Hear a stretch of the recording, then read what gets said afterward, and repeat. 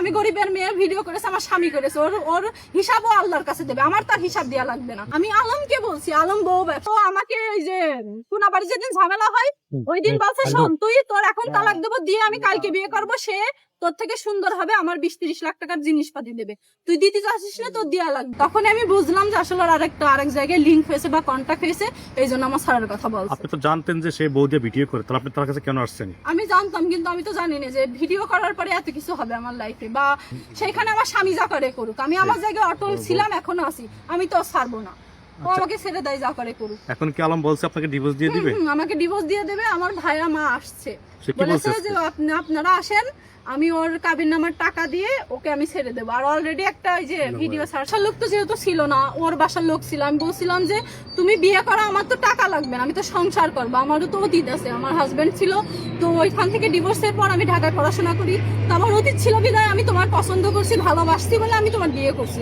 তো সেখানে তুমি 1 টাকা কাবিন নামা করলে আমার কোনো সমস্যা নেই, এটা বলছিলাম আমি। এ কথা বলার পরে ও হলো 4 লাখ টাকা কাবিন নামা করে। আপনি কি আবেগে বলছিলেন এই সময়?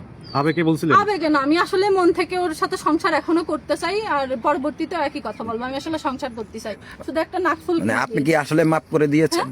মাফ করে দিয়েছেন? মাফ করে দেওয়ার ব্যাপার তো পরে, আমি তো ওর সাথে সংসার করবো, মাফ করে দেওয়া দিয়ে তো কোনো কথা নেই। আচ্ছা, আপনি তো সারাসারির বিষয় তো মেলা দূরের বিষয়, আমি তোর সাথে সংসার করবো। আপনি তো ভিডিওতে বলেছেন যে আমার টাকা পয়সা লাগবে না, টাকা পয়সা লাগবে না, তো আমি তো সংসার করবো ওর সাথে। তাহলে এখন আসলে এই যে আমার তো আপনাকে ইজ্জত মাঠে ঘাটে চলেই গিয়েছে, আগে যাই ছিল হাইটলি ছিল, জিডি করা ছিল এই ভিডিও নিয়ে, সেগুলো তো ভাইরাল হয়েই গিয়েছে, এখন তো আমার ওর ছাড়া আর কোনো রাস্তা নেই, আমার তো ওর সাথে সংসার করা লাগবে। কিন্তু ওই বাইরের মানুষ, আপনি আমাকে বলেন খারাপ মেয়ে ছিল, কিন্তু আমার স্বামী যার সাথে আমি শুচ্ছি খাচ্ছি, সে যদি উঠতি বসতি, মানে সে একই কথা বলে, কত সময় বিয়ে করা যায়, রাস্তাতে এই অটোই করে যাচ্ছি, অটোওয়ালার সামনেই তুই তো খারাপ মেয়ে ছিলে, তো তুই আচ্ছা, দেখে নিয়ে আসিস নি, তুই কি আপনি- ফেরেশতা নাকি?